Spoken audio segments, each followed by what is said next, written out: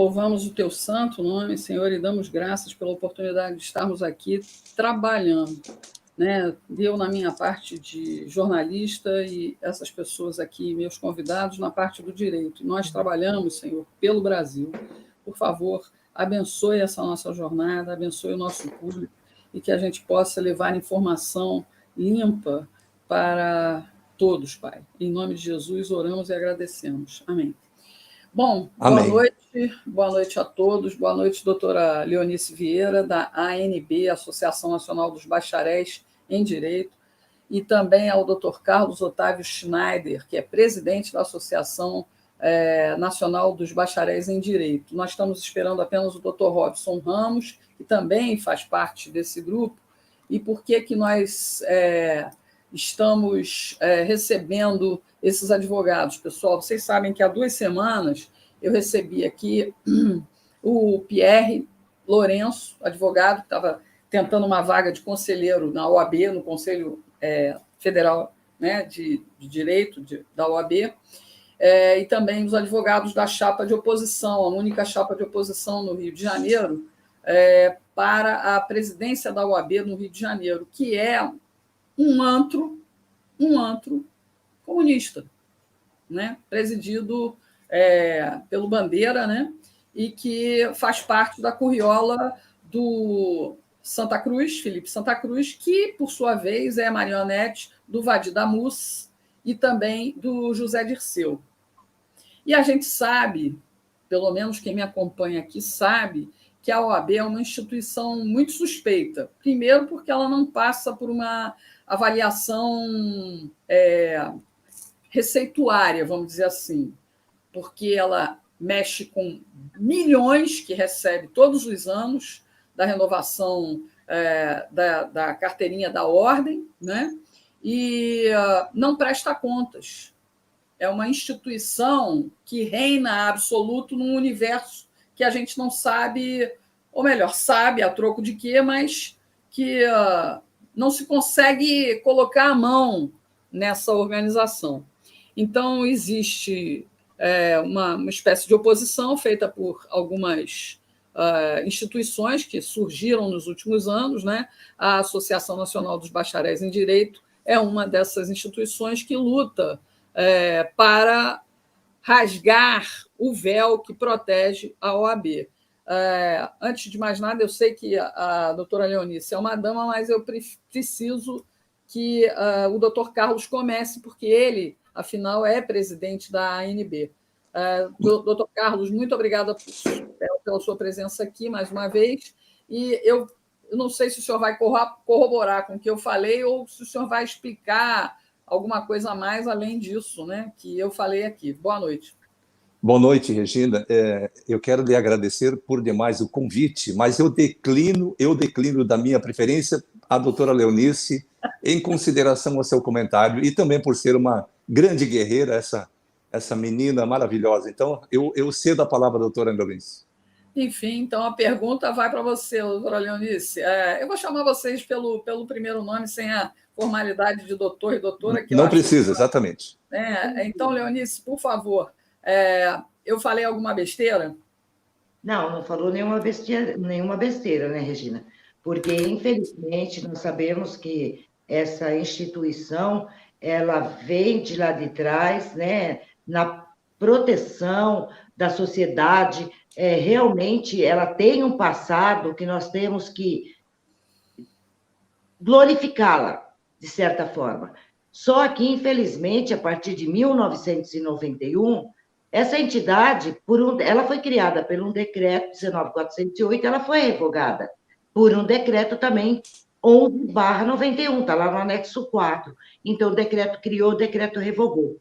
Infelizmente, com o passar do tempo, a ANB vem estudando, a ANB vem lutando pela sua inconstitucionalidade de exame formal, material, isso até alguns anos atrás.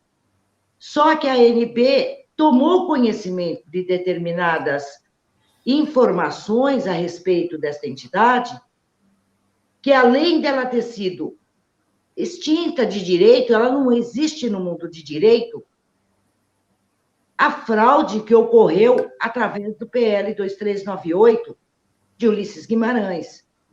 E sem votação nas casas legislativas, a ANB tem certidão de objeto e pé das duas casas, que comprovam não tem a votação, não existe nota taquigráficas de votação, e, caminhando mais à frente, se descobre o quê? Se descobre a falsificação de assinatura que foi o atual presidente que teria sancionado esta lei, a 8.906/94. E aí nós vamos mais para frente, que colocaram dentro desta lei um provimento que é um ato da administração pública para concurso público, para investidura de cargo público. Aí não para, nós temos a questão do MEC, a Lei 12.605 de 2012, no artigo 1º, que os diplomas é para todas as profissões ser emitidos com a profissão, gênero e grau. Este diploma, ele vai liberar o exercício profissional? Não vai, mas ela foi sancionada, tem que ser cumprida, se não for cumprida é crime. A ANB esteve várias vezes em audiências, pessoalmente, no MEC, e eles vão buscar aqueles pareceres lá atrás para justificar esse crime para o direito e a contabilidade. Se o diploma não forma o advogado, ele forma o quê? O diploma, ele formou antes de 1994, ele formou advogados, juízes, promotores, é o diploma. Tem a nota técnica 392 de 2013 na conclusão, depois nós vamos abordar mais isso daí. Então, é assim, é um crime, infelizmente, essa instituição, ela integra o Foro de São Paulo, aceite quem quiser e quem não quiser, é uma instituição que ela não é pelo país, pela pátria, pela nação brasileira, pelo avanço, não é até 2018, ela era toda para o lado do presidente, do governo, do STF, do Senado, ela sempre esteve ali dando total apoio. Aí, quando nós temos o presidente Jair Messias Bolsonaro, quantos pedidos de impeachment essa instituição colocou lá dentro? Na tentativa de derrubar o presidente. Por quê? Porque ela é uma instituição integrada à esquerda, ao PT. Por isso, Zé Dirceu disse lá atrás, não podemos perder a OAB. Então, muitos ficavam em cima da pessoa, daquele que estava sentado, está sentado ainda, naquela cadeira do Conselho Federal, que eu costumo chamar de cruz virada, mas sempre sai um entre o outro, continua a mesma coisa. Não vai mudar, não vai. Por quê? Porque é uma instituição que existe de fato no direito, aparelhou todo o sistema e colocou uma escravidão nos profissionais, impedido ao exercício profissional. Nós temos uma cláusula pétrea, o artigo 5º, o inciso 13, que teve sua eficácia e validade jurídica até 1994. A partir daí, é sabido de todos que cláusula pétrea, mas nem por emenda, ela não se retira direito, só se for para aumentar direito. Aí, a partir dali, aquela lei que está lá é a 8.906, não é mais a lei de diretriz de base educacional, não é mais o artigo 43 do superior, o artigo 48, que forma profissional, entendeu? Nada disso teve mais validade jurídica para o curso de direito para os advogados. Eu passo a palavra ao doutor Carlos aí, porque é muita coisa para ser abordada. Deixa eu só dar uma informação. O doutor Robson não estava conseguindo conectar pelo computador dele. Eu falei com ele para ele tentar pelo celular, mas eu não sei se ele está tentando ou não. De qualquer maneira, doutor Robson Ramos, a gente está esperando o senhor aqui. A hora que o senhor quiser entrar, tentar entrar de novo, tenta pelo celular, que eu acho que, de repente, fica mais fácil, tá bom? Porque a gente teria a participação de mais esse advogado, pessoal. Por favor, doutor, por favor, Carlos. Regina, eu vejo com muita propriedade os comentários da nossa colega, doutora Leonice, mas em resposta à sua introdução, que você faz com muita propriedade, a OAB é Roma no Brasil, em território brasileiro. Ninguém toca nas finanças, ninguém quer. O próprio Supremo Tribunal Federal blindou a Ordem dos Advogados do Brasil para que ela não tivesse suas contas aferidas pelo Tribunal de Contas da União. Ora, qualquer instituição, seja uma fundação, seja uma associação que recebe dinheiro público, tem que prestar contas. Como é possível que a nossa legislação brasileira não atinja um fantasma? Isso não é possível, é uma coisa absolutamente inaceitável. Isso abre um precedente grave para outras empresas ou para outras instituições recusar que suas contas sejam auditadas. Sabe-se Deus lá o que pode constar na contabilidade daquela instituição. Além do mais, eu não quero levantar nenhum tipo de suspeita, né? Mas que tipo de instrução teria na contabilidade para que ela não fosse auditada pelo Tribunal de Contas da União? Quem é que está por trás disso? O que ela tem a esconder? Né? Além do mais, como disse a doutora Leonice com muita propriedade, uma vez que ela teve seu estatuto extinto em 1991 por Fernando Collor de Mello, através do anexo 4, ela, do ponto de vista jurídico, no nosso entendimento, ela não existe, essa entidade não existe. Ela continua indicando ministros, desembargadores pela lista sextupla, pelo 5º Constitucional. Agora o Lazia Martins me apresenta uma PEC de 2015 para que a Ordem dos Advogados do Brasil participe da indicação do ministro da Suprema Corte. Onde é que nós estamos? E alguém poderia... Vamos só recapitular, para quem não assistiu aquela nossa live que repercutiu demais, para quem está chegando agora, para quem não sabe desse imbróglio. Durante o governo do Fernando Collor de Mello, ele extinguiu a OAB, é isso? Ele extinguiu a personalidade jurídica, porque ela foi criada por um decreto e foi extinta por um decreto e não foi recriada.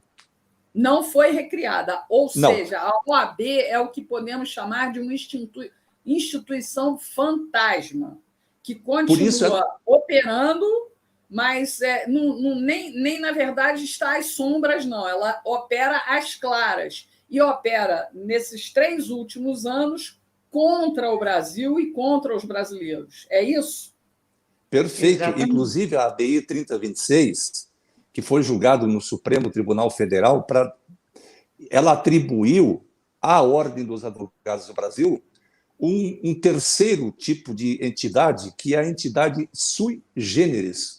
Eu não sei de onde... Pessoal, ADI, para quem não sabe, a gente tem que explicar, doutor, porque nem todo mundo aqui é advogado, nem eu, né? ADI é ação direta de inconstitucionalidade, pessoal. Quando alguém tem alguma dúvida sobre alguma coisa com relação à Constituição e às leis brasileiras, recorre ao Supremo Tribunal Federal e aí, dependendo do tema da questão jurídica, vai para uma ação direta de inconstitucionalidade, ou seja, aquilo não é constitucional. A OAB foi levada ao Pleno do Supremo, provavelmente, e eles disseram que ela é uma organização sui generis, ou, como diria Clóvis Bornai, hors concours. Só no Brasil, meu Deus. Que coisa absurda. Ou seja, entidade ímpar que nós não sabemos de onde que saiu essa figura. Né?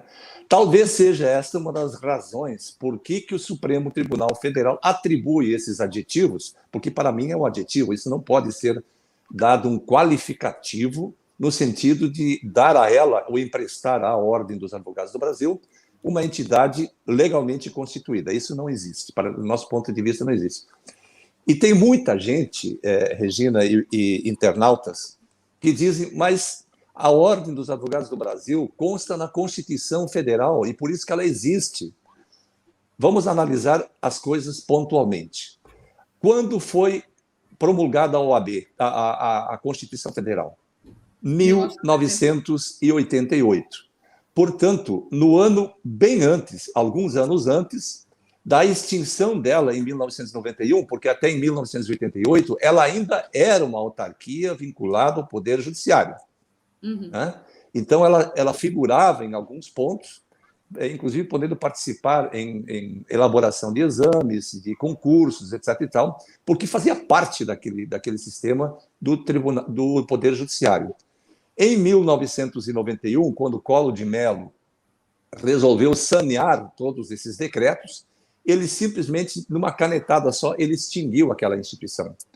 E isso é tão certo que ela foi criada em 1930, que lá na Lei 4.215, que foi o primeiro estatuto da advocacia aprovada pelo Congresso Nacional, o artigo 1º faz especial referência àquele decreto, dizendo que a OAB, uma entidade criada pelo decreto 19.408, portanto, não há o que se discutir. Se alguém tiver dúvida, basta dar uma olhada na Lei 4.215 de 1963.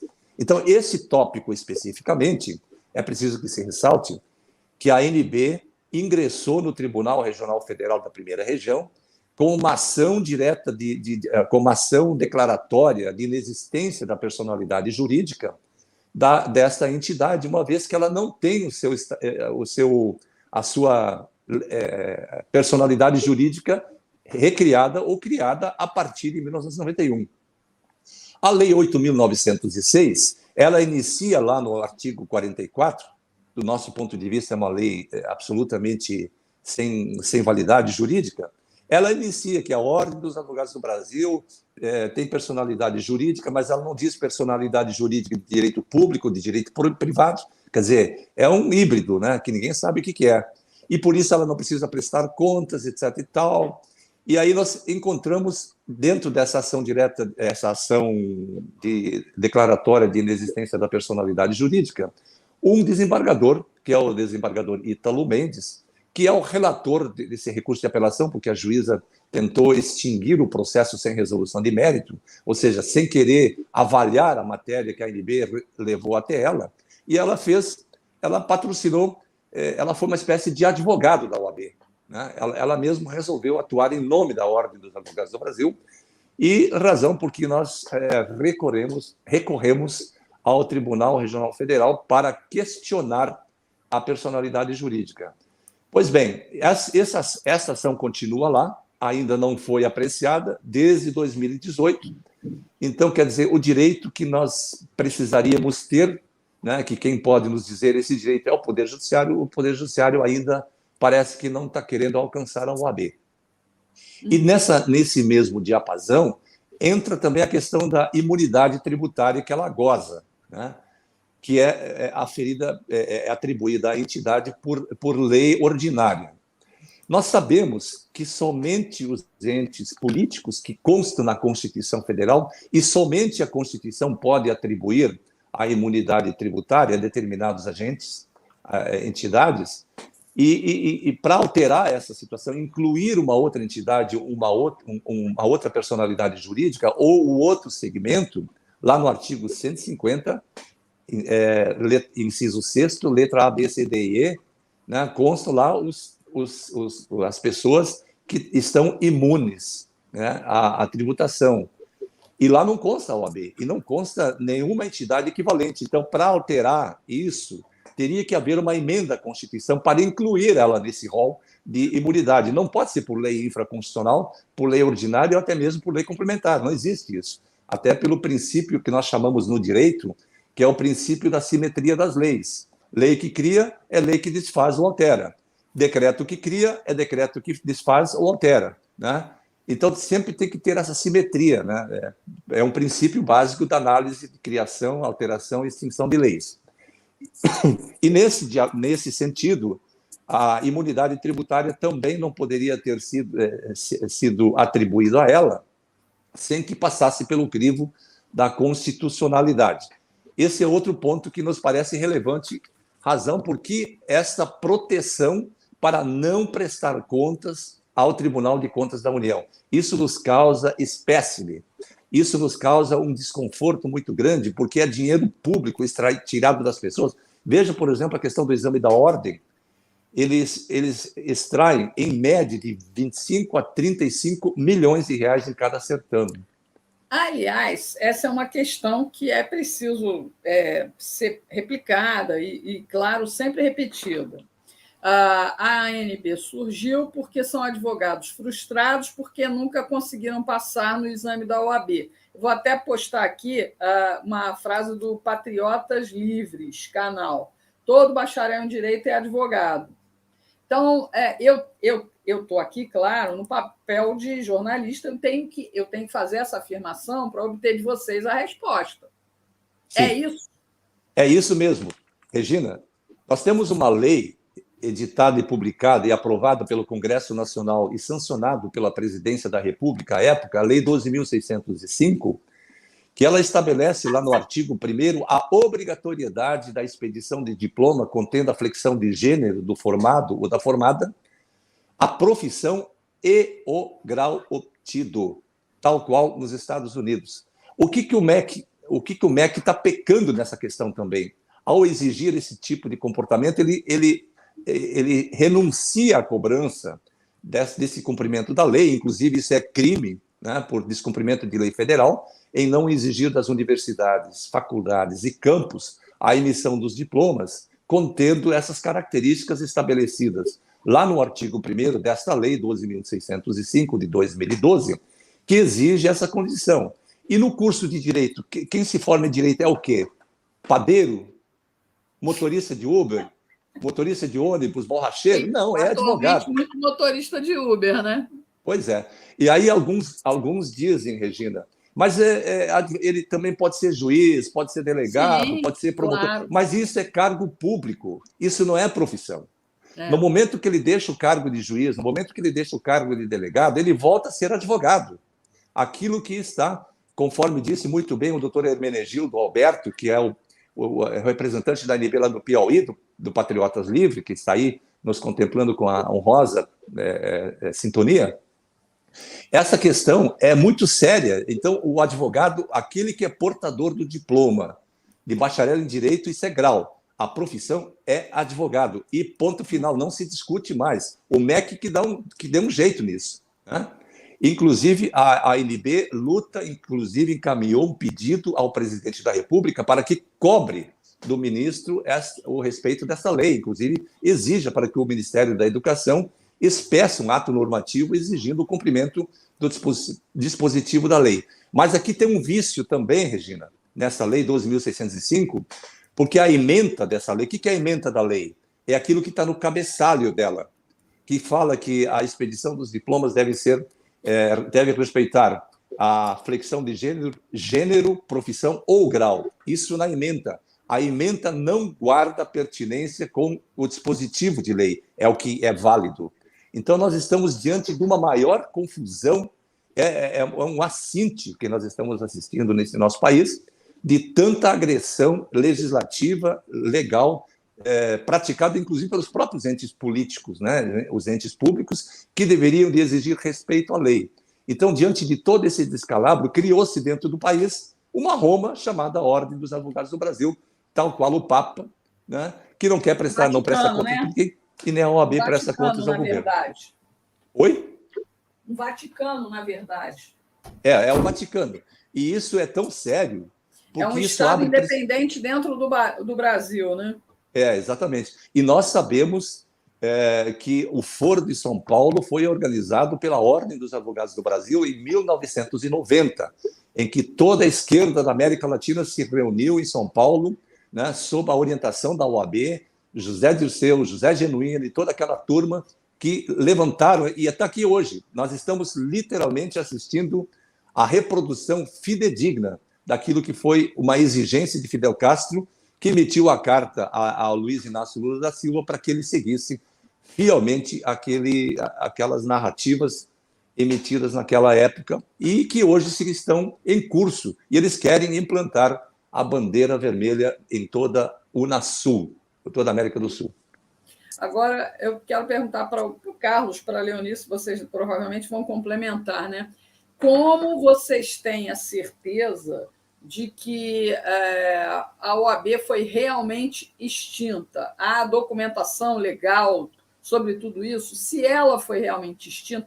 Primeiro, é só para rememorar o pessoal, a OAB foi criada por um ditador, pessoal, Getúlio Vargas, tá? Não era esse nome, eu acho que era a Associação Brasileira dos Advogados, uma coisa assim. O Instituto dos Advogados Brasileiros. Instituto dos Advogados Brasileiros. E aí depois ganhou o título de ordem, porque é assim em vários outros países, e aí se copiou. O Brasil tem essa forma de criar as suas instituições. E durou anos, ela realmente foi muito presente, principalmente durante o período dos governos militares, não é? Sim, sim. E até que, com o fim dos governos militares, veio a redemocratização, e a OAB teve uma presença muito marcante, né?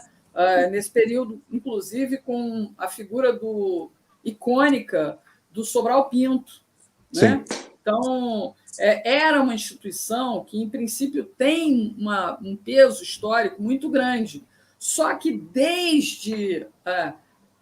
desculpe aqueles que não gostam, desde a maldita lei da anistia ampla, geral e restrita, nós abrimos a porta do inferno e vieram todos os esquerdistas para cá, né? E, infelizmente, essa gente fez a Constituição, fez todo o nosso arcabouço legal, e a gente está aí, na mão deles, né? Então, inclusive, a gente sabe, semana passada teve aquela discussão enorme sobre as declarações idiotas do Dias Toffoli. Porém, né, a gente fica sempre nessa coisa. A gente tem um tribunal que é eminentemente político, porque foi todo aparelhado para isso. Eles tiveram muita paciência de, nos últimos 40 anos, se preparar para jogar a teia em todo o Estado.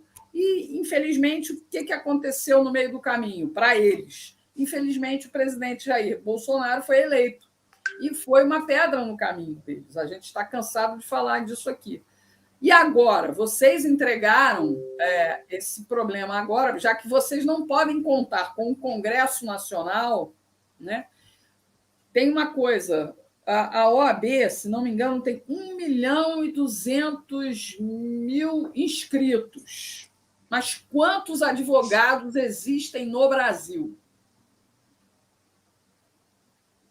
Existem hoje não inscritos naquela instituição, em média, 500.000 profissionais formados portadores de diploma. Isso que não aumentaria... podem exercer. Desculpa. Que não podem exercer a profissão. Que não podem exercer a profissão por não estarem inscritos. Veja só, são duas situações diferentes. O termo advogado, ele não pode sequer ser patenteado. Eu não sei nem por que essa lei passou no Congresso Nacional. Não pode patentear. É impossível você dizer essa marca é minha, esse título é meu. Não pode. Não existe a patente de advogado, de contador, de médico. Não existe. Isso não existe. Porque existe a questão de que você só se torna advogado se passar no exame da ordem. O que é uma falácia. Que é uma falácia. Não dá para entender isso, né? É uma falácia. A mesma coisa de jornalista. Né? Eu só sou jornalista depois que tiver... Não, você é jornalista de formação acadêmica. Né? E ponto final, não se discute, isso é uma falácia que não se sustenta no primeiro ano do curso de Direito, não se sustenta. E nesse ponto específico, Regina, que a questão da OAB, eu só gostaria de voltar um pouco de novo naquela questão de 1991, antes de 91, que você abordou logo no seu comentário, aquela OAB ficou lá atrás. Aquela não existe mais. Aquela era de respeito. Era uma entidade que olhava para a sociedade, respeitava a Constituição. Veja que a atual estatuto da advocacia, lá no artigo 44, que diz que a Ordem dos Advogados do Brasil respeita a Constituição Federal do Brasil. E aí, quando você vê que um Daniel Silveira é processado, preso, inclusive, por crime de opinião, né, e está lá na Constituição Federal. Quem é que estuprou a Constituição?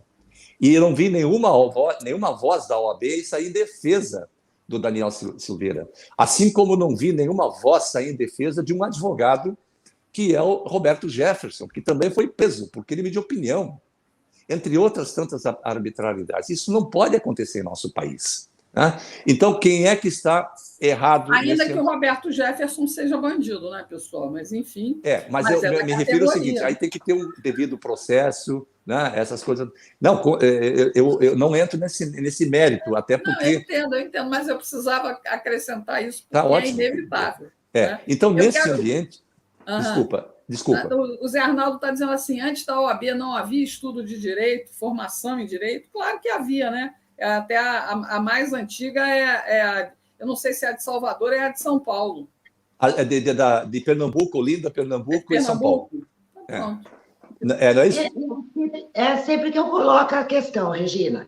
Desde o primeiro diploma, 001, que foi emitido lá pela Ordem dos Advogados Brasileiros, ela coloca que ela tem 1.400.000, 1.500.000 advogados, só que desses 1.500.000 advogados, tem os mortos, tem os que eles estão esperando ressuscitar, está tudo lá no cadastro, consta lá numerado. Então, tem 1.500.000, 1.600.000, mas não militantes. E outra coisa, lá atrás, os diplomas saíam ciências jurídicas e sociais.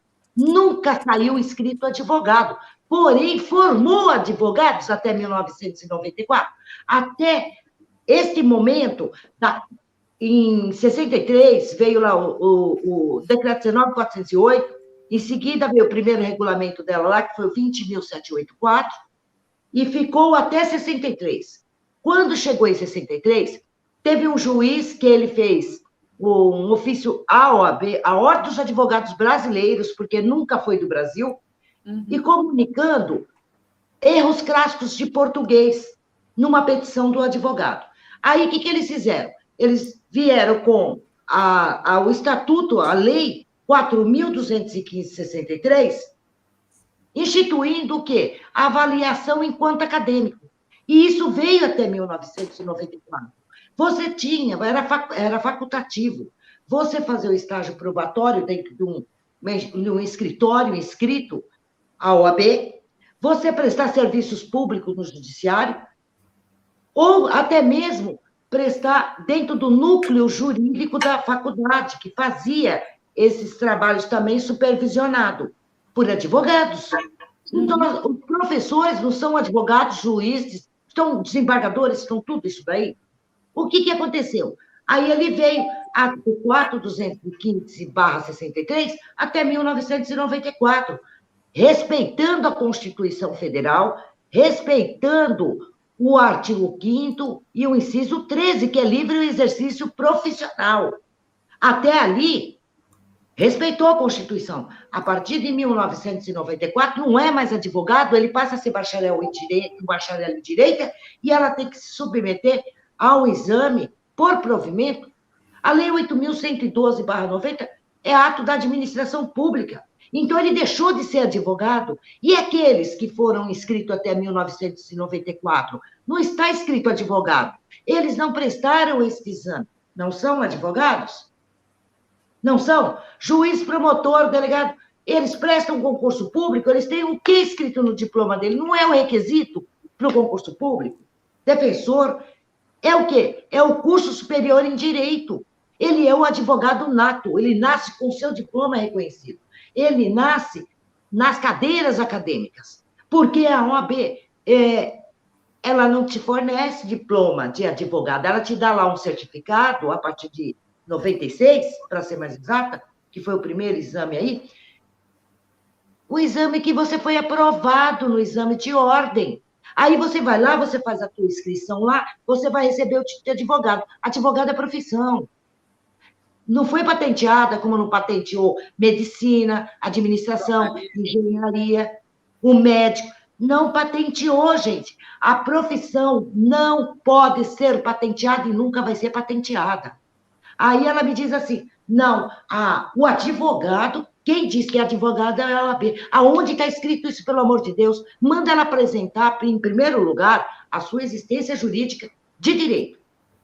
Porque aquele CNPJ de 1966, mas nem isso eles comunicaram para que procedesse com o decreto 11/91, que tem um capítulo especial dentro da Receita Federal, da constituição de empresa baixa, até mesmo para os órgãos públicos federados, que quando se encerra, por exemplo, qualquer órgão, tem que se comunicar à Receita Federal para que se proceda à baixa da CNPJ. E isso também não foi feito. Doutora Léo. Doutora Léo. Diz que ela existe porque ela tem a CNPJ, peraí, mas nem aquelas que são as suas seccionais, seções, subseções, ela existe porque ela é uma ramificação da sua matriz. É como se fosse uma holding. Eu queria entender uma coisa. Por que é que o Collor resolveu, por decreto, extinguir a OAB? Ele extinguiu o decreto, dentro do decreto 11/91, foi naquela reforma das pastas ministeriais. Foi uma reforma. Foi uma reforma das pastas ministeriais. O que acontece com todo presidente, quando ele entra, ele faz aquelas reformas.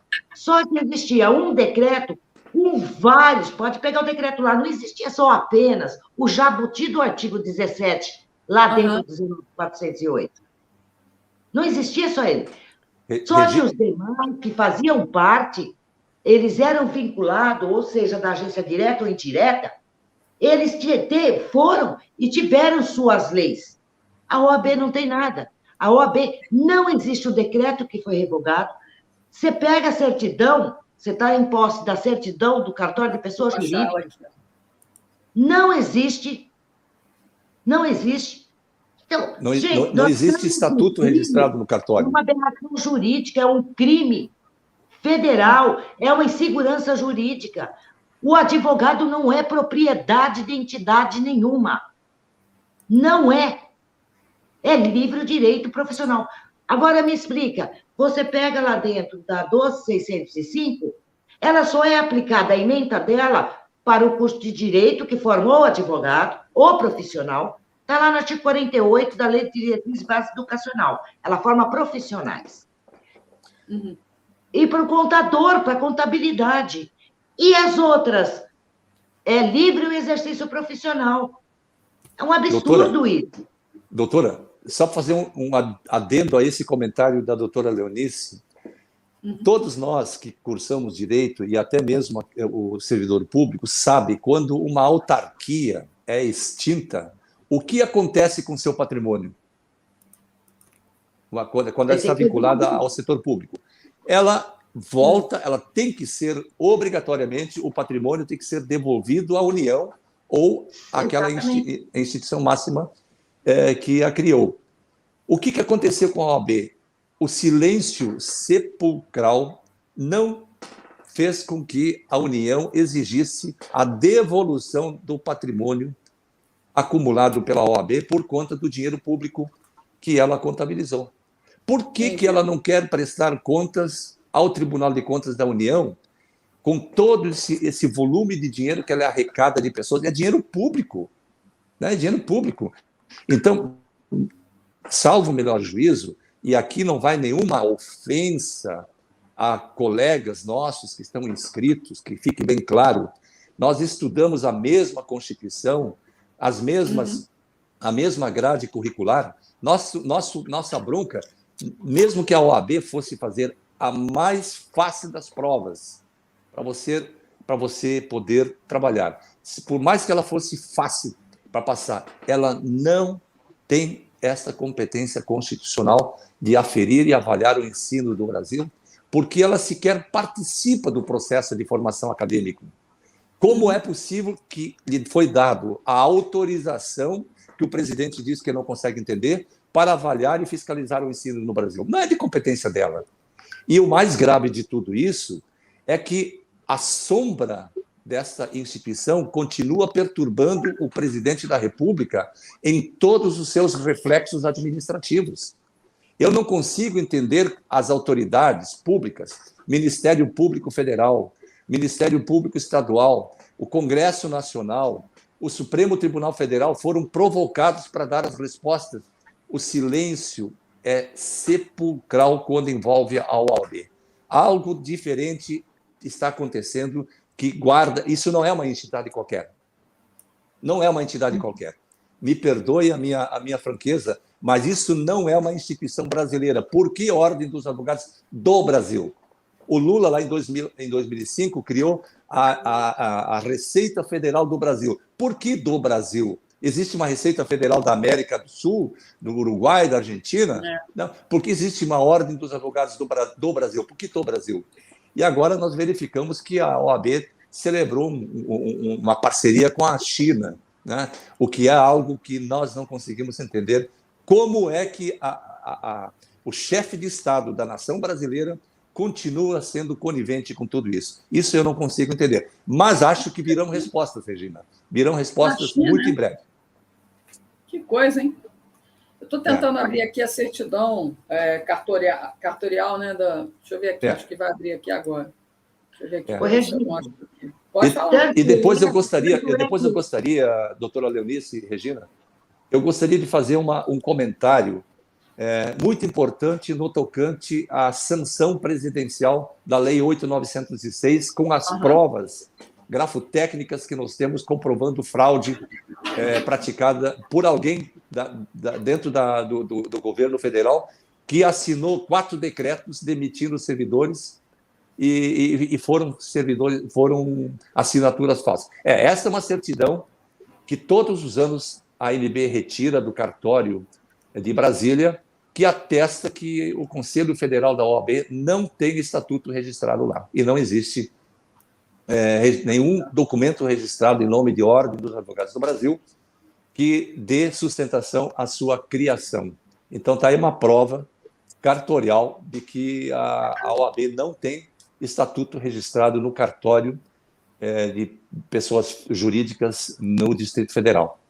E não só essa, como também a própria Lei 8.906, ela não recria a OAB. Ela simplesmente regulamenta o exercício da atividade de advogado. Aliás, é um regulamento pífio, né, porque ela impõe mais restrições e perseguições aos profissionais nela inscritos do que qualquer outra coisa. E, segundo, ela não está escrito lá, fica recriada ou fica criada a Ordem dos Advogados do Brasil. Por que se ela foi extinta? Ordem dos Advogados Brasileiros. Foi recriado Ordem dos Advogados do Brasil. Não existe, não está escrito na Lei 8.906 que ela foi recriada. Então, do nosso ponto de vista, isso está provado. Tanto é que o Decreto 11/91, anexo 4, está publicado no site do Governo Federal e na Câmara Federal. Qualquer um pode entrar lá e pode, inclusive, pesquisar no Google a Lei 4.215, no seu artigo 1º, está escrito com todas as letras garrafais: Ordem dos Advogados do Brasil, criado pelo Decreto 19.408 de 1930, blá, blá, blá, blá, blá, aquela coisa toda. E como é possível que alguém venha a público dizer que ela não foi extinta pelo Decreto 11, né? que ela já tinha sido votada em 1963, mas aquilo que foi votado em 63 é um estatuto, mas não a criação da OAB. Então, precisamos colocar as coisas no seu devido lugar. O Brasil teve um direito sequestrado. Nós não temos mais direito no país. O José Arnaldo coloca até uma questão interessante. Estariam as grandes bancas de advocacia garantindo a permanência da OAB atuando sem a devida legalidade? Uma pergunta bem... Eu não sei como é que a OAB postula em juízo, não sei que tipo de instrumento jurídico que ela apresenta para atestar a sua personalidade jurídica. Porque lá na Receita Federal do Brasil, o CNPJ dela é de 1966. Se ela foi extinta em 91 pelo Decreto 11, anexo 4 de 1991, por que não foi baixado aquele CNPJ? E ela ficou... E vamos fazer um exercício de um pensamento lúcido. Vamos supor que a Lei 8.906 fosse válida e que ela tivesse recriado a OAB. Nesse interregno, entre 91 e 94, como é que ela poderia ter emitido as carteiras de advogado se ela não tinha personalidade jurídica? Como ela continua emitindo carteira de advogado se ela não tem caráter de personalidade jurídica? Como é possível que ela continue arrecadando no Preste Contas para o Tribunal de Contas da União e fica tudo do jeito como está? Não tem, isso não existe lógica, isso abre precedente muito perigoso, gente. É o aparelhamento, doutor Carlos. Oi? É o aparelhamento do Foro de São Paulo. A realidade é essa, é o aparelhamento. Por que eles querem manter a esquerda no poder dentro da OAB? Um outro detalhe, lá naquela ação do TRF, uma ação declaratória de inexistência jurídica, o Ministério Público, ele perdeu o prazo, entrou com uma petição intercorrente lá em fevereiro de 2019, intempestiva. e ele manifestou que ele não tinha competência para dar qualquer parecer sobre a matéria. Então, analisa tudo isso daqui. Um detalhe, tudo isso, Regina, ele se inicia lá atrás com o Instituto dos Advogados Brasileiros. Foi lá dentro que nasceu e veio um ministro do Executivo que trouxe isso de Portugal. Vamos alterar, porque naquela época o IAB, ele mantinha um vínculo público, ele era um órgão governamental. E o que eles fizeram? Vamos alterar o nome Instituto dos Advogados Brasileiros para a Ordem dos Advogados Brasileiros. E eles não conseguiram fazer isso em 27, 28 e 29, porque os deputados não aprovavam. E o que eles fizeram? Na Corte de Apelação, na reforma da Corte de Apelação, pelo Decreto 19.408, Oswaldo Aranha, o atual ministro, ele chegou Getúlio Vargas e pegou, aproveitando o decreto, porque ela não foi criada por decreto específico, foi no decreto da Corte da Reforma de Apelação, eles colocaram o jabuti, o artigo 17 lá, e Getúlio Vargas foi e assinou, com uma ressalva, que não poderia haver privilégios. E Oswaldo Aranha garantiu que não haveria privilégios. Só que não foi o que aconteceu. E há quem diga, não, ela foi criada pela Lei 4.215. Não foi criada pela Lei 4.215. A 4.215, ela reporta ao Decreto 19.408. Não precisa muito. Quando o IAB, eles comemoram os anos da Ordem dos Advogados, Conselho da Ordem dos Advogados, eles trazem todo o período de lá do IAB, 100 e poucos anos. E lá dentro está lá a Ordem dos Advogados do Brasil. E aí eles não colocam brasileiros, porque ela era brasileiros lá atrás. Criada pelo Decreto 19.408. Eles próprios mantêm o decreto de criação. Aí eles fazem todo o trabalho. Quando chega, por exemplo, lá ele conta toda a história deles. Quando chega em 91, eles pulam. Eles pulam e não mencionam o decreto 11/91. Mas não fomos nós que escrevemos o decreto de 11/91, não fomos nós que revogamos, não fomos nós que escrevemos essa certidão do cartório, e tampouco que cometemos fraude no decreto 2, no PL 2398. Não fomos nós que cometemos o crime federal de não votação nas casas legislativas contra fatos, não há argumentos. As provas estão aí. Nós não estamos produzindo provas. Elas estão aí. Então, se socorrendo deputados federais, STF, Senado, Ministério da Justiça, Ministério, lá atrás da pasta do Ministério do Trabalho e Emprego, na PGR, não restou outra alternativa para a ANB. Direito de petição ao chefe. Diga, Regina. Eu fico aqui pensando, semana retrasada, quando eu entrevistei aqui o pessoal do Rio de Janeiro, da chapa de oposição, eu vi que há duas instituições, né? Lá, a Ordem dos Advogados Conservadores do Brasil e há outras instituições sendo criadas, eu acredito, exatamente por causa de uma insatisfação da categoria, né, que está buscando uma saída para que tenham voz além da voz única e ditatorial da OAB. Por que vocês não trabalham todos em conjunto? Vocês conhecem essa Ordem dos Advogados Conservadores do Brasil? Quais são as outras? Por que vocês não trabalham? Eu quero depois que o Carlos possa abrir a explicação para os documentos que ele me enviou aqui também, né? Enfim, a pergunta está aí. Mas nós estamos nos aproximando dessa ordem dos advogados conservadores através do Dr. Paulo César Farias Rodrigues, lá de Goiânia, que é um dos articulistas, né, dessa organização, o Dr. Pedro Alvar, também lá do Rio de Janeiro.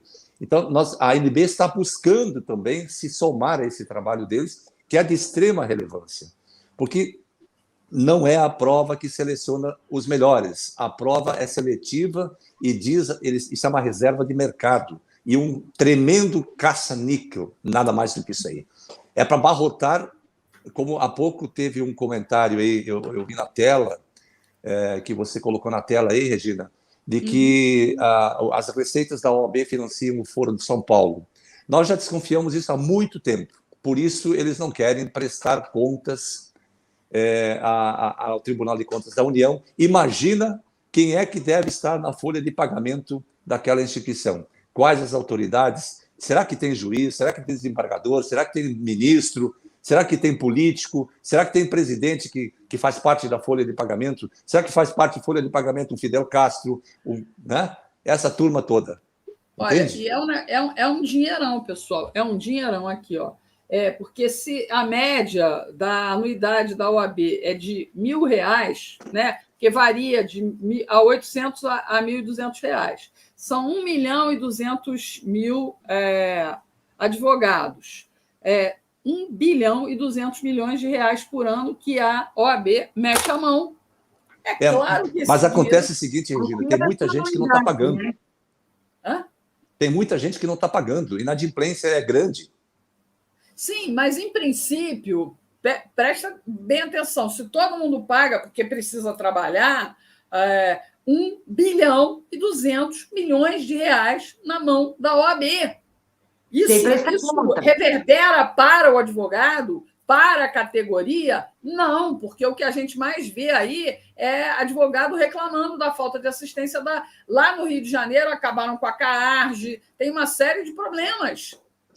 Gente, para onde vai esse dinheiro? Certamente vai para a atividade político-partidária e vai por debaixo dos panos. Por que vai por debaixo dos panos? Porque nem o TCU pode investigar. A OAB é uma ordem intocável. Não pode isso acontecer. Já entendemos essa questão. Agora vamos à questão. Vocês entregaram documentos ao governo federal do presidente Jair Bolsonaro, é isso? Sim. Esse ponto eu gostaria de fazer uma ponderação muito pontual, né? Muito específica. A Constituição Federal, depois de esgotadas todas as vias internas, parlamento, judiciário, político, de modo geral, até a própria presidência da República, e sem respostas, inclusive o próprio Ministério Público arquivando, a Polícia Federal mandando para o Ministério Público não toma decisão nenhuma, né? Parece que passaram uma cortina de fumaça, ninguém pode tocar nesse assunto da inexistência da personalidade jurídica e também das fraudes que acontecem no seio do Parlamento e da Presidência da República. Então, essa questão que nós encaminhamos ao presidente da República, ela está prevista, Regina, lá no artigo 5º, inciso 34, que é um direito de petição. O direito de petição é uma peça de encaminhamento pedindo providências para um direito violado. O que é um direito violado? Essa questão da prova da OAB, exigida ao arrepio da Constituição, e não permitindo, inclusive, que os formados em direito possam trabalhar mediante o seu diploma, isso é uma violação de direito, e uma vez que todas as vias ordinárias foram esgotadas, a ANB encaminhou um expediente ao chefe de Estado, e não ao Poder Executivo, ao chefe de Estado.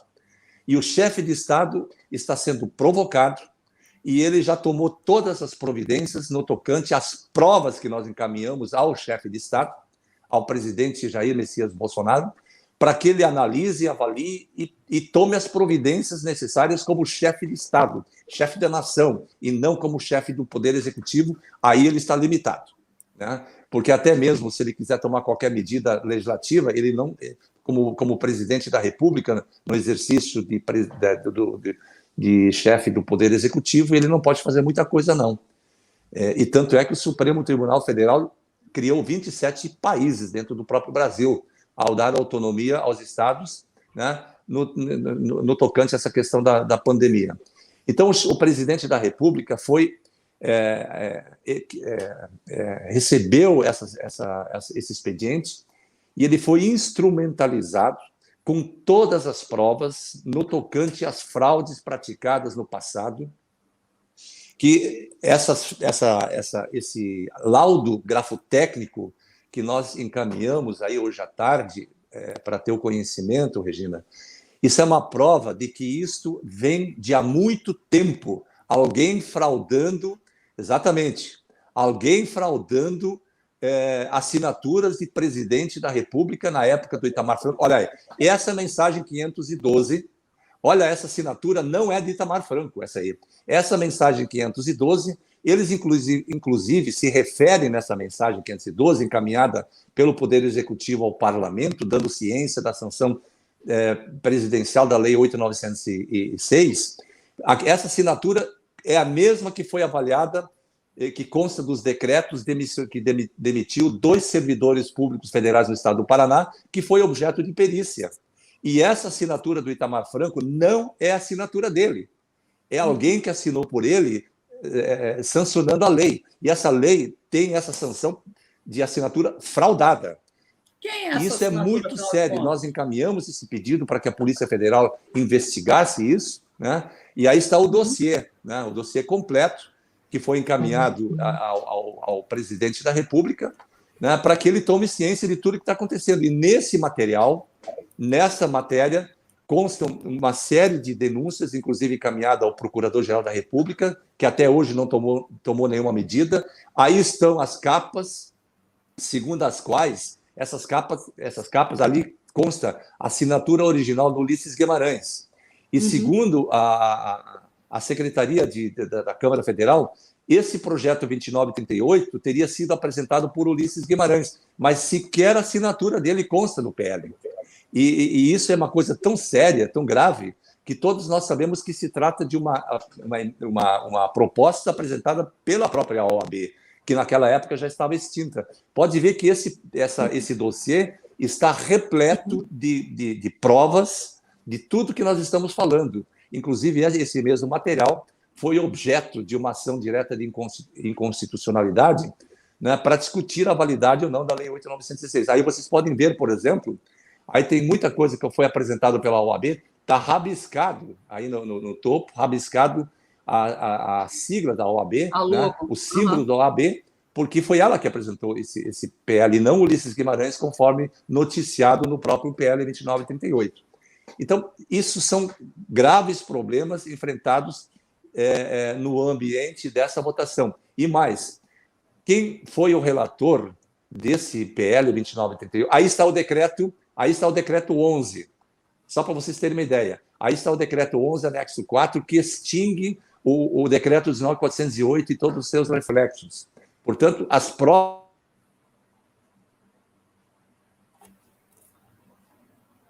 Ai, meu Deus do céu.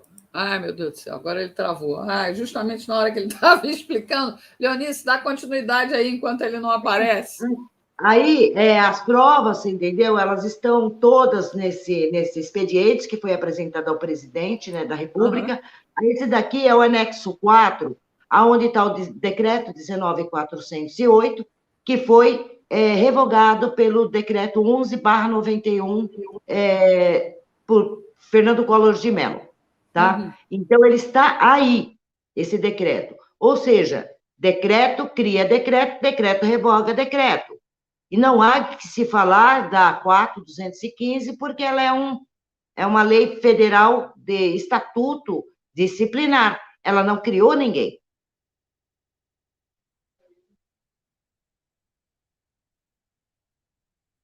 Regina?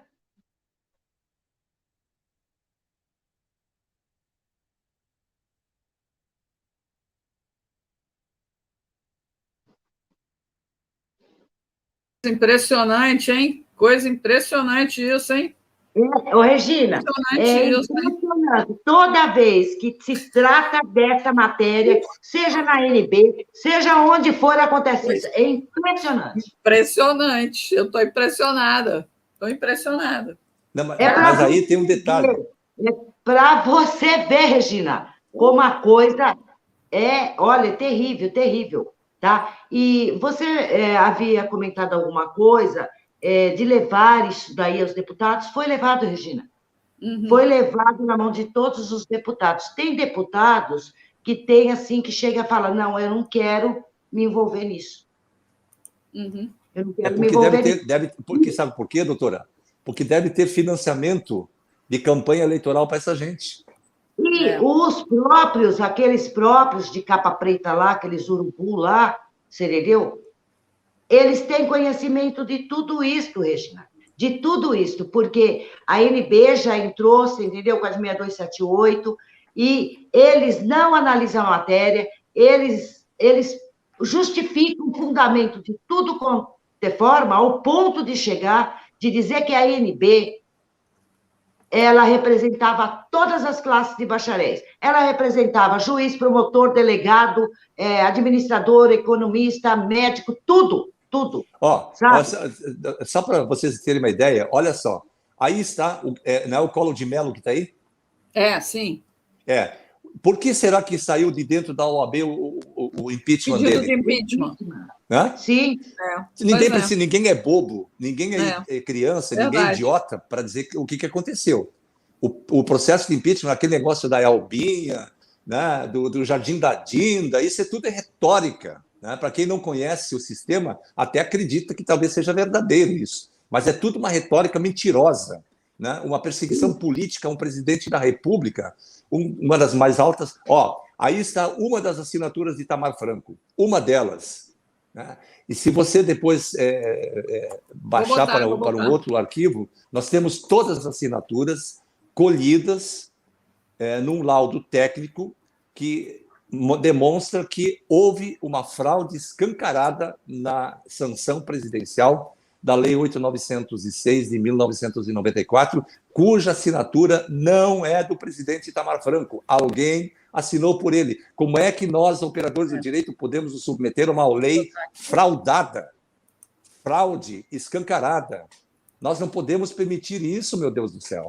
E o que me entristece é que os nossos pares, os nossos colegas, preferem fechar os olhos, olha só, olha que coisa impressionante a parte de baixo da assinatura. É diferente. É totalmente diferente. Não, se você for naquele exame grafotécnico que eu mandei para hoje à tarde para o seu endereço do WhatsApp, você vai ver que a assinatura colhida pelo perito, de próprio punho do Itamar Franco, ele atesta categoricamente que as assinaturas são falsas que constam daquele decreto, que é a mesma assinatura que consta na sanção presidencial, na mensagem 512. É um absurdo o que acontece nesse país. E mais do que isso, o que me deixa mais chateado e triste é que essa fraude é convalidada pelo Poder Judiciário. Não consigo entender isso. Ou nós estamos realmente muito outsider, né, dessa situação do país, ou nós estamos perdidos no mundo do direito. Não é possível uma coisa dessas, né? E ademais, doutor Carlos, o próprio Itamar Franco, essa assinatura é legítima do Itamar, essa assinatura. Essa é uma assinatura legítima dele, inclusive parecida àquela que está no Tribunal Regional Eleitoral do Estado de Minas Gerais. Então, tudo muito bem documentado. O próprio Itamar, ele era vivo nessa época, ele também não reconheceu essa assinatura dele. Não, é isso que eu estou dizendo. Existe, olha aí, essa mensagem 512, tá vendo? Essa assinatura que sancionou a Lei 8.906, que não é do presidente Itamar Franco. Não é dele. E quando ele foi visitado é uma falsificação mal feita. Dá para ver que é uma falsificação mal feita. Exatamente. Aí você vai ver agora os anexos, né? Os anexos aqui, dos diversos anexos relacionados à perícia técnica, né? As denúncias feitas ao Ministério Público, denúncias feitas à Polícia Federal, denúncias feitas à ABIN, denúncias feitas até o próprio... Isso é um dossiê completo, né? Que foi elaborado pela Associação Nacional dos Bacharéis em Direito, em parceria dos presidentes regionais, né? E que onde constam todas as ações já encaminhadas às autoridades que têm o poder de decidir essa situação. Como há um silêncio sepulcral, né? Ninguém fala nada a respeito disso, então se esgotaram as vias internas. Ou o chefe de Estado toma uma medida, ou ele será sufragado por essa situação caótica. E nós temos a certeza que o presidente da República não compactua com esse comportamento. Isso é ponto pacífico. Aí, por exemplo, nesse material, você vai ver agora, vai entrar, não sei se é nesse arquivo ou no outro, em que constam as assinaturas colhidas pessoalmente pelo perito junto ao Itamar Franco, né? E as assinaturas que constam em 4 decretos que foram utilizados para demitir 2 servidores públicos da Secretaria da Receita Federal do Estado do Paraná. Estou procurando então, aqui, esses exames, eu acho que o patrono desses 2 servidores foi muito feliz quando ele constatou de que aquele material dos decretos continha uma assinatura diferente daquela habitualmente presenciada no gabinete do presidente Itamar Franco. Ele foi pedir um exame grafotécnico porque alguém falou para ele: olha, essas assinaturas não são do presidente da República. E, dito e feito, pediu ao juiz do Paraná para que designasse um perito. O perito foi designado para analisar aquelas assinaturas e comparar com as assinaturas de Itamar Franco, que foram colhidas pelo próprio perito técnico, que fez o exame grafotécnico para comparar as 2 assinaturas. E aí, no final, ele expede o laudo, onde ele afirma categoricamente que aquelas assinaturas constantes nos decretos foram fraudadas, foram falsificadas, portanto, elas não poderiam ter valor jurídico para demitir quem quer que fosse. Então, e esses processos ainda estão tramitando. Veja só, essa questão da assinatura, da falsificação da assinatura dos decretos demissionários, foi de maio de 1995. Eu repito, maio de 1994. E quando foi sancionada a Lei 8.906? Foi em 4 de julho de 1994. Deu para perceber a instrumentalização, o bandidismo que estava inscrito, que estava lotado no gabinete do presidente da República. Aí começam as peças jurídicas, né? As peças processuais que pode tocar adiante, Regina, porque essas são as partes das pensões. Como o processo é público, né? Ele é público, todo o processo é público, ele não corre em segredo de justiça, portanto não tem nenhum problema relacionado aí com a exposição desse processo. Isso é do próprio Código de Processo Civil. Então, olha aqui, essa é a assinatura questionada, a de cima, que seria de Itamar Franco e não é de Itamar Franco. Olha a semelhança que ela tem com a assinatura. Não dá para virar, mas, enfim. Desculpa, Regina, não entendi. Não dá para virar. Deixa eu ver aqui se eu consigo. Não consegue virar, não. Não, virei. Opa, olha, que beleza. Não, a de baixo não é dele. Só a de cima. Era para ser dele, mas não é. Pode ver aí, outra de cima que não é dele. Então, o exame grafotécnico demonstra que há uma gritante fraude nessa assinatura constante nesses 2 decretos. E eles foram juntados nos autos de um processo lá de Curitiba, né, que foi reconhecido judicialmente que, de fato, as assinaturas foram fraudadas. E nesse processo também se verificam várias outras... Olha só, Aí a juntada de documentos. Eu estou aqui passando enquanto você está falando. Essa juntada de documentos é a movimentação processual das partes envolvidas, né, que apresentam as defesas e pedem. Isso é a qualificação do perito que fez o exame grafotécnico, né? Inclusive, ele esteve pessoalmente com o Itamar Franco e apresentou para ele aquelas assinaturas no decreto e ele não reconheceu como sendo suas. E segundo o próprio perito técnico, ele teria feito uma espécie de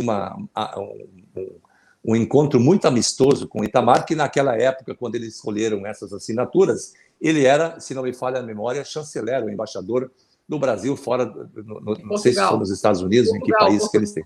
Oi? Era embaixador em Portugal. Em Portugal, exato. Franco, eu tive a oportunidade de acompanhar várias vezes o Itamar Franco no Rio de Janeiro. Ele era uma gentileza só, um sujeito muito digno. O Brasil precisa reverenciar a memória deste presidente morto, porque ele nos deu a estabilidade da moeda. Não foi Fernando Henrique Cardoso. Sem a autoridade e sem a determinação do Itamar Franco, nós ainda estaríamos com aquele processo de moeda e nenhuma estabilidade. O que nos assegurou, eu gosto sempre de falar do Itamar com muito respeito e muito carinho, porque tive determinada vez com ele lá, extrema demonstração de carinho e respeito no Rio de Janeiro, sabe? Gosto muito do Itamar Franco e acho que a memória dele não é respeitada o suficiente. E tentaram levar ele a um quadro meio que caótico naquela vez que ele se encontrou com aquela menina no palco lá do Carnaval. Né? Aquilo ali foi uma coisa vergonhosa. Sempre tentando menosprezar o então presidente. A gente não pode apagar da memória histórica do Brasil a figura do Itamar Franco. Regina, só dá uma seguradinha aí. Volta um pouquinho de novo. Volto. Na outra página, uma outra anterior ainda. Nessa página e na próxima está escrito textualmente que as assinaturas constantes nos decretos demissionários são fraude, são falsas. Portanto, ele não tem meias palavras para falar o perito técnico. Se naquela época, em maio de 1994, fraudaram a assinatura para demitir 2 servidores públicos, quem é que não vai me dizer quantos outros documentos não foram fraudados em nome dele? Né? Então, isso é muito grave. E aí você pode ver, é o relatório que ele faz. Viu só? Olha que ele apresenta até os traços ali onde houve estresse na elaboração da assinatura falsificada, onde não há estresse feito pelo presidente Itamar Franco, né? Quer dizer, está muito bem instruído esse processo. E isso cai como uma luva na sanção. Olha aí, aqui também tem pontos que ele analisa e apresenta esse laudo grafotécnico. Vocês estão usando o resultado desse processo para embasar ainda mais a denúncia de vocês. Exatamente. E é isso que nos causa um grande conforto. Não foi por um acaso que nós chegamos nesse processo. A recusa somente beneficiou a falsificadores ou estelionatários e conhecedores dessa máxima infeliz estatuída como regra geral e inexpugnável, então adotada por diversos institutos oficiais. Ou seja, está mais do que comprovado que houve falsificação. Né? Precisa dizer mais alguma coisa? Me diga. Verdade. Né? Não tem lógica aí, olha só. Não tem, Regina? Esses são os decretos demissionários, né? Que é a assinatura fraudada. E aí você compara a assinatura. Se você correr um pouco mais adiante, mais para frente, mais para baixo, você vai chegar à assinatura colhida de punho próprio. Eu acho que é agora na próxima página. No próximo arquivo. É no próximo arquivo. Exatamente, onde constam as assinaturas verdadeiras colhidas de punho próprio. Aqui. As assinaturas analisadas. Essas são as assinaturas fraudadas. Está vendo? A da esquerda. Esquerda. Dá para perceber realmente a diferença aqui e aqui embaixo, aqui em cima e aqui embaixo. Dá para perceber. É gritante a fraude. É verdade. E ele faz olha só, essa é a assinatura verdadeira dele. Então, Ele faz o perito tem um cuidado todo especial para fazer o comparativo, né? E a técnica que ele utiliza para chegar a essa conclusão é fantástica. E nós conseguimos ter esse processo. Olha, ó, esse é o ponto agora. Aí estão as assinaturas do presidente da República colhidas de próprio punho. Olha aí, ó. Tá vendo? É tudo muito similar, muito similar. Como? É muito similar à original.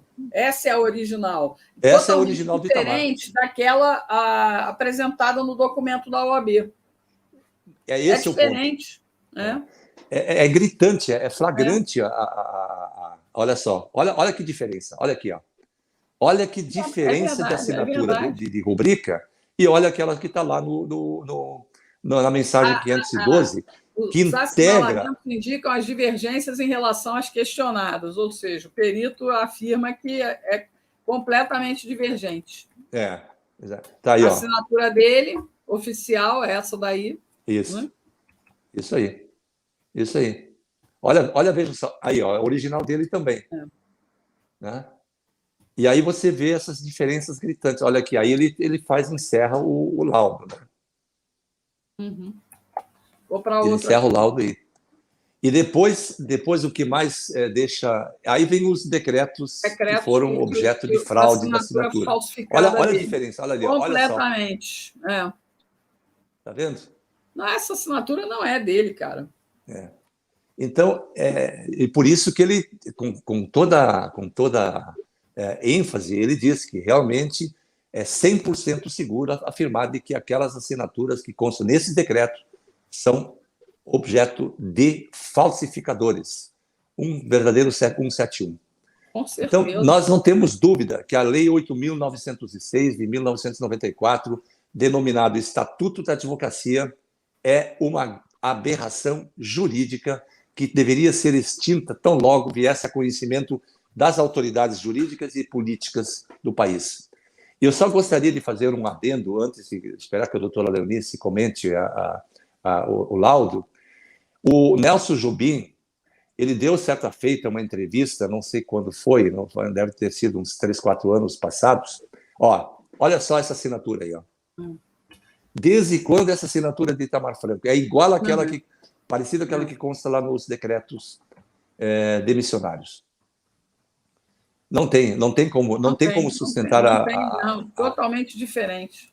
Totalmente diferente. O Nelson Jobim disse que eles alteraram 3 artigos da Constituição Federal que não foram votados pela Comissão Constituinte.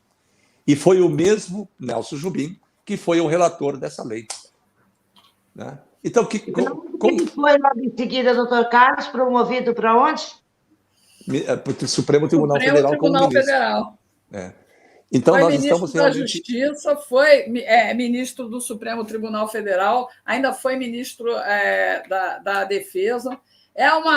Esse cara, esse gaúcho, esse Nelson Jobim, é uma sumidade. A mão dele está sempre em alguma coisa suja na história do Brasil. É impressionante. Impressionante. Toda aquela turma que compunha naquela época a Comissão de Constituição e Justiça, que eram as 90% da esquerda. Aliás, nós não temos dúvida que só existe esquerda no Brasil. Agora estamos começando a ter um despertar de consciência cívica, de fato que nós queremos um país melhor para os nossos netos e filhos. Né? Mas da maneira como estávamos sendo ludibriados, enganados. E eu tenho um histórico político, eu já fui candidato a governador do estado por 2 vezes aqui no Rio Grande do Sul, né, e 2 vezes a prefeito. Eu sempre tive muita dúvida com relação às pesquisas, com relação ao resultado eleitoral, com relação ao comportamento dos partidos políticos, enfim, toda essa situação. Hoje nós estamos vendo o que de fato, aquilo que nós imaginávamos era absolutamente verdadeiro. Então, eu só espero, Regina, e minha querida doutora Leonice, que este país olhe para o judiciário. Alguma coisa está muito errado. Muito errado. As respostas precisam ser dadas à sociedade brasileira.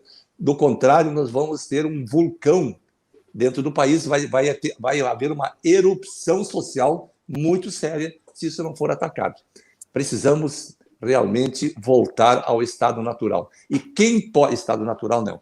Quem pode promover isso é o chefe de Estado, e não o Poder Executivo. Existe alguma perspectiva? Vocês entregaram esse relatório quando ao presidente? Faz poucos dias. Tá.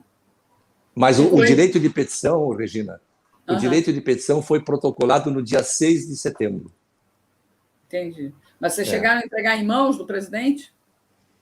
Não, tudo é plataforma eletrônica. Uma burocracia, segue uma burocracia legal. Até para... Eu já estive com ele várias vezes, entregando pessoalmente vários documentos, né? Inclusive sugerindo um novo estatuto para que criasse uma entidade nova que verdadeiramente representasse os advogados no Brasil. Porque a OAB qual é a receptividade dele com relação a essa questão? Não quer meter a mão? Como é que... Desculpa, não entendi, Regina. Como é que foi a receptividade dele quando você levou até ele essa situação, essa questão? Não, na verdade, ele sempre nos recebeu muito bem, né? Agora, quanto ao conteúdo, ele nunca tocou, nunca antecipou nada, né? Entendi. É protocolo, e depois isso é a área da Secretaria Pode Geral do Governo. contaminar o processo, né? Então, mas ele sempre foi muito receptivo, né? Inclusive, desde o tempo... Eu conheço ele e tive com ele várias vezes ao tempo de deputado federal, né? Que, para mim, o presidente da República, Jair Messias Bolsonaro, hoje ele não pode ser, talvez não seja uma pessoa perfeita, né? Todos nós sabemos que ninguém é perfeito, só Deus é perfeito. Mas perto do que tínhamos, hoje é uma revolução política no país, né? Imagina se nós estivéssemos sendo governados por aquele cidadão de São Paulo chamado Fernandinho. Não, você falou aí, nós estamos agora amadurecendo, criando uma personalidade política oponente à esquerda. É verdade, a gente não pode nem nominar. Se a gente for nominar hoje a pseudo-direita no Brasil, é Bolsonaro. É Bolsonaro versus esquerda, né? Porque nós ainda não temos realmente uma base sólida de direita no Brasil. Exatamente porque foram 100 anos com o pensamento revolucionário de esquerda. Um pouco mais calcado em algum momento para uns elementos conservadores, mas sempre ali meio que ladeado pela esquerda, pelo pensamento esquerdista e revolucionário. Foi assim a nossa história. Regina, talvez a pessoa que... se você me permitir, eu quero fazer uma saudação muito especial a nossa querida segunda suplente da ANB no estado de Minas Gerais, a doutora Norma Marques Rodrigues, a quem quero saudar aqui com um fraterno abraço. Ela estava me mandando uma mensagem dizendo que está muito boa a live, né? Está gostando demais de assistir. Então, meu fraterno Norma e carinhoso abraço à doutora Norma. Valeu. Doutora Léo. Oi. Pronto, agora é você. Pessoal, a gente tem mais alguma coisa que colocar aqui a público? Ou... Eu quero colocar sim, Regina, eu quero colocar uma situação. Bom, já foi aí todas as apresentadas, as provas documentais, não são narrativas de fatos, são provas e provas contra fatos, não há argumentos. Estamos aguardando, né, o chefe de Estado, ele tem um prazo de 180 dias, e nós estamos aí com 2 meses e algumas coisas, né, alguns dias. Então, nós estamos aguardando o retorno. Os ministérios na qual foram oficializados pelo chefe de Estado já responderam, porém, se encontram em sigilo, nem a própria ANB tem acesso à posição de cada ministério que receberam seus ofícios. Na verdade, só para concluir, para complementar aquilo que a doutora Leonice estava comentando, do prazo, né, não existe, ele pode decidir a qualquer hora. Quando nós protocolamos o pedido de petição, nós pedimos, primeiro, o cumprimento da Lei 12.605 faz parte do pedido. Decretar a extinção da Lei 8.906 por todas as fraudes e vícios formais e materiais que são insanáveis. Essa lei não presta. para um exercício de futurologia. Vai que o presidente resolve acatar o pedido. A OAB se extingue imediatamente. E como é que fica a situação? Na verdade, esse é o ponto importante que você toca, né? Eu não vejo possibilidade de agora, de uma vez, de uma tacada só fazer isso, né? Eu acho que aos poucos ele tem que tomar uma decisão para não causar um colapso no meio judiciário de peticionamentos, né? Das pessoas que têm o toque de acessar o Poder Judiciário e fazer os peticionamentos, enfim. E tudo tem que ser muito bem pensado. E é isso que o presidente deve estar fazendo lá dentro com a equipe dele, né? Nós, inclusive, estamos nos colocando à disposição do presidente para colaborar nesse sentido. Porque, afinal de... Pode falar. Posso fazer mais uma pergunta? Tudo Sim. Que o presidente diz sim, o STF diz não. Se o presidente disser não, o STF diz sim. E aí, se ele... Mas, Regina, quem é a autoridade suprema acima do chefe de Estado? Não tem STF, não tem ninguém. O chefe de Estado é chefe de Estado, né? Ele está acima da Suprema Corte. Ela que diga amém. E pronto, acabou. O chefe de Estado... Mas a gente não é regido por 3 poderes? Teoricamente seria, mas olha só, harmônicos e independentes entre si. Desde quando existe harmonia? Agora criaram até o poder moderador, né? Isso está previsto na Constituição. Quer dizer, nós estamos numa salada de fruta que ninguém se entende mais, né? Mas uma coisa é certa, da maneira como está, não pode continuar. As soluções e os caminhos nós apresentamos ao presidente da República, né? Inclusive, nesse direito, nessa peça do direito de petição, nós, inclusive, colocamos lá uma série de alternativas que ele pode tomar, inclusive, atribuir ao próprio ministro da Justiça as questões de autorização temporária, né? Até se sedimentar essa nova situação. O fato é que, da maneira como está, uma entidade que não existe do ponto de vista jurídico não pode vigir no mundo do direito. Assim como o processo, aquilo que não está nos autos do processo não existe no mundo jurídico. E se no mundo jurídico tem que ter elementos no processo para decidir, o presidente, como chefe de Estado, tem os elementos para decidir nesse ambiente também. No momento que a lei e a ordem estão violadas, está lá no artigo 34 da Constituição, no inciso 34 do artigo 5º, artigo 78, fazer cumprir a lei e a ordem, e o 142, obviamente, como chefe de reestruturar todo o arcabouço jurídico que está violado. Então, é preciso que a comunidade jurídica se some a isso e não fique inerte. Vocês que são fracassados não passam no exame. Eu não vou fazer o exame. Não vou fazer, porque não é de competência de uma entidade que não existe no mundo do direito me avaliar. Quem me avaliou foram os meus professores, né? Eu fiz minha pós-graduação, fiz a minha iniciação do meu mestrado. Quem me avalia, sempre me avaliou, foram os meus professores e a minha escola. E eu vou agora ser avaliado por alguém que não fez parte da minha formação acadêmica? Como é que eu posso... Como é que esses operadores do direito permitem essa invasão para que uma entidade diga quem pode e quem não pode trabalhar? Não é possível isso. Só mesmo um fracassado que aceita esse tipo de coisa. O direito e a justiça nem sempre se harmonizam.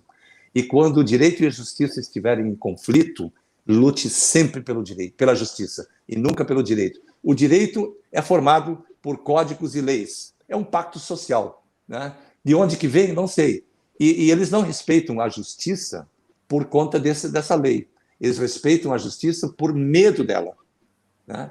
Porque vai que alguém me roube e eu posso roubar alguém, né? Então vamos fazer um pacto entre nós, ninguém vai roubar no outro. Agora, limitar alguém ao exercício do trabalho, ofício ou profissão, conforme autorizado pela Constituição Federal do Brasil, nos termos que a lei estabelecer, nos termos da qualificação que a lei estabelecer, quem qualifica não é a Lei 8.906, quem qualifica é a Lei de Diretrizes de Base da Educação Nacional, conforme consta lá na Lei 9394 de 1996, que, no nosso entendimento, revogou o disposto do artigo 8º, inciso 4º, que é da Lei 8.906, que exige o exame de ordem. E essa retórica de dizer, vocês têm que estudar mais, vocês são fracassados porque não passam, estude mais, Não é estudar mais, é estudar melhor e estudar todo dia. É o que nós estamos fazendo. Então, é uma retórica que não funciona. Bom, a gente está chegando ao final aqui. Eu queria pedir a vocês as conclusões finais dessa luta. Vocês têm todo o meu apoio, né? Eu gostaria realmente que a categoria, assim como a categoria dos jornalistas, os formados, os que trabalham há décadas e tal, né? O Brasil chegou num ponto tal que, exatamente para usar mão de obra desqualificada, acabou-se, inclusive, com a exigência do diploma na minha categoria, né? Hoje, qualquer um se autodenomina. Quando a gente fala isso, ainda apanha, né? Mas, enfim, há maus profissionais em todas as áreas, né? A gente tem que entender que não é questão de corporativismo, a gente tem que lutar pela melhor qualificação da nossa mão de obra, da formação intelectual, da instrução do profissional de direito, de medicina, de engenharia, de jornalismo, né? Mas no Brasil tudo vai contra essa vontade de estudar daquele que quer realmente estudar para ser o bom profissional. Então, qualquer um se arvora, né? Só não se arvora em médico porque o CRM cai de pau, né? A OAB fica lá defendendo os seus interesses. Na própria engenharia, né? A gente tem visto aí falhas cruciais. Essa semana mesmo, uma calçada ruiu, ferindo dezenas de pessoas. Então, é um negócio impressionante. Enquanto a gente não entender que a educação tem que deixar de ser um discurso banal para a eleição de político e, efetivamente, voltar a instruir os brasileiros, né? Eu não canso de repetir a minha idade, parece idiotice, principalmente para nós mulheres, mas eu não canso de repetir a minha idade. Eu tenho 59 anos, estudei a maior parte da minha vida em escola pública e, na minha época, os professores me instruíram aos meus irmãos, e até hoje o que aprendemos no antigo primário, depois ginásio, que virou primeiro grau, né? Nós sabemos e lembramos. Por quê? Porque fomos instruídos e não ideologizados, né? Pais, mães responsáveis, está na mão de vocês o futuro profissional dos seus filhos e netos. Não sei se era isso que eu devia falar agora no final dessa live, mas senti vontade. Enfim, coloco aqui para as despedidas de vocês. Leonice Vieira e Carlos Otávio. Foi lamentável que o Ramos não pudesse participar por problemas técnicos. Eu peço a vocês que recebam meus sinceros agradecimentos por, mais uma vez, contribuir com a gente aqui com esse tipo de discussão. É muito importante que o Brasil entenda o que a gente vive nessa área, né? Porque o direito, nas últimas décadas, foi crucial para a destruição do Brasil. Destruição, sim, né? Agora estamos tentando ver um cara de notório saber ser indicado e aprovado no Senado por um bando de vagabundos, e tem lá um vagabundo sentado na porcaria da convocação da sabatina, né? Um vagabundo que até o número. Advogados, né? Advogados, exatamente. E pior, né? Agora temos lá o André Mendonça, com notório saber, um cara muito bem preparado para ocupar a vaga. Mas a gente tem lá esse tipo de vagabundo que nós colocamos lá através da nossa cegueira política. Enfim, eu gosto sempre de refletir, e porque eu aprendo muito com essas entrevistas que eu faço aqui, né? Agradeço muito a Leonice Vieira e ao Carlos Otávio. Queria que vocês dessem as considerações finais de vocês. E, mais uma vez, pessoal, meu Pix fica aí rodando e a conta no Bradesco, porque para manter esse meu trabalho, eu preciso de vocês. Vocês sabem que a minha dedicação exclusiva é a este canal, né? Enfim, quem puder colaborar para manter o meu trabalho, eu agradeço de todo o coração. Por favor, Leonice.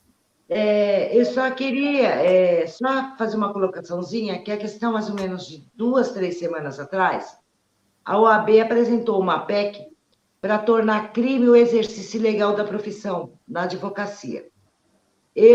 Vários colegas foram processados, sentenciados, condenados, você entendeu? Porque estava fazendo o quê? Exercício ilegal da profissão com o seu diploma na mão, ou ele estava prestando alguma assessoria, alguma informação, ou ele estava fazendo algum trabalho mesmo, porém ele não consegue peticionar, mas estava trabalhando com algum colega que tinha inscrição e foi processado, foi denunciado, processado.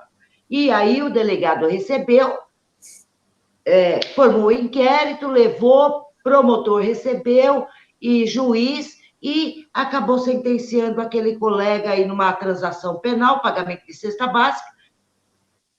Aí eu te pergunto, se existiu o exercício legal da profissão na advocacia, por que é que a OAB apresentou agora uma PEC que foi aprovada na Câmara, lá, acho que na comissão, para tornar crime exercício ilegal da profissão? O artigo 282, ele elenca o exercício ilegal da profissão, que é a odontologia, o dentista, o dentista, o farmacológico e a medicina.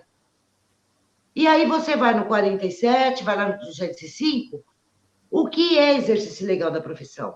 Nessas 3 profissões, se você tem a tua graduação e você, de alguma forma, está suspensa lá pela tua entidade de classe, de exercer por uma sindicância, qualquer coisa, aquele período, e você foi pego exercendo a tua profissão, você não está no exercício legal da profissão. Você está suspenso, porém você vai ter uma pena mais leve numa transação penal. Agora, se você estiver exercendo uma profissão de médico e você não tiver o diploma, a tua formação para exercer a tua profissão, você vai ser condenado, sim, por exercício legal da profissão, vai ter uma pena mais agravada e passível até de prisão. Aí eu te pergunto, onde é que estava o exercício legal da profissão, que essa entidade,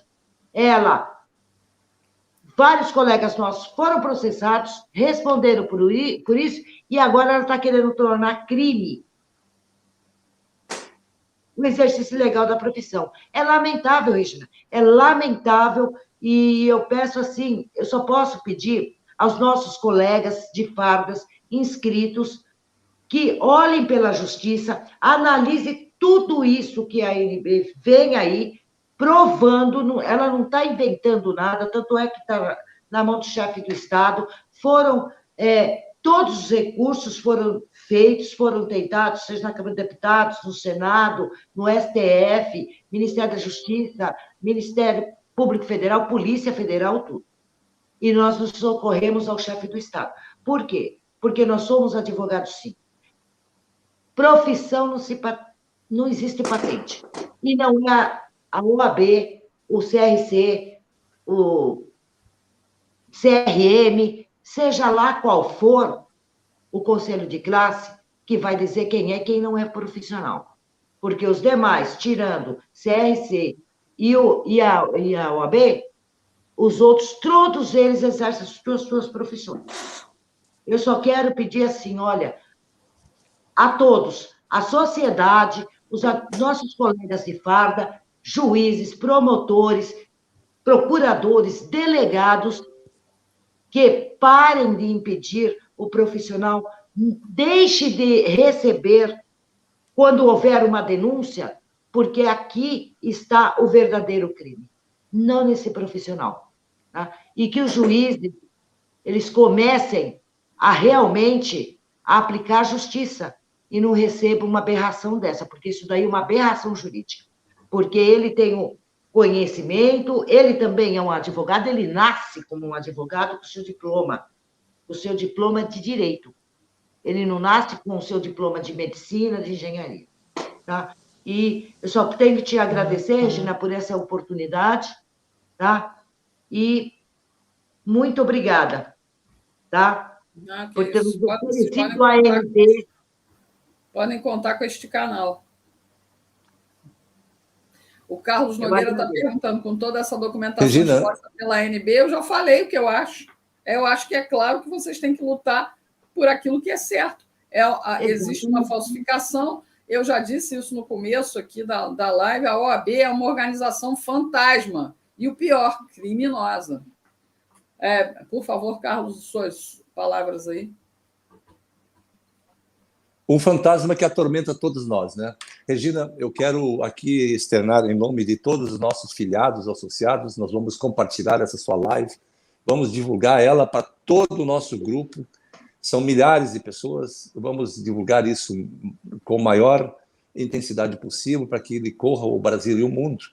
E aqui, em nome de todos os nossos associados, nossos presidentes regionais, diretorias regionais, eu quero te agradecer de coração por abrir esse espaço contigo no teu canal, para que a gente pudesse realmente também buscar justiça para aqueles que já partiram, né, por conta de doenças psicossomáticas, de suicídios, enfim, por não poderem exercer a atividade profissional. Agradecer por tua sempre gentil atenção. Cumpro apenas, ele caiu a live lá para ele, mas cumpro apenas o meu papel como jornalista. Cumpro apenas o meu papel. Tá bom? Bom, pessoal, vou me despedindo aqui de vocês. Amanhã a gente tem o Sol Observando, que é uma análise política da semana. E, enfim, eu espero que vocês tenham... Sei que nem só os advogados estavam aqui acompanhando a gente, né? Mas eu acho importante a gente abrir espaço para lutar pelo aquilo que é justo, né? Então, vocês sabem, eu acredito na mais importante justiça do mundo, que é a justiça de Deus, né? E eu acho, e tenho certeza, eu não acho, eu creio que foi Deus que nos deu um presidente justo, né? Certamente ele vai olhar com carinho essa petição. Obrigada, Leonice. Depois ali os meus agradecimentos ao Carlos Schneider, presidente da ANB, e obrigado a todos vocês que acompanharam a gente até agora. Deus abençoe a todos e até mais. Beijo. Amém. Beijo. Fica com Deus. Tchau.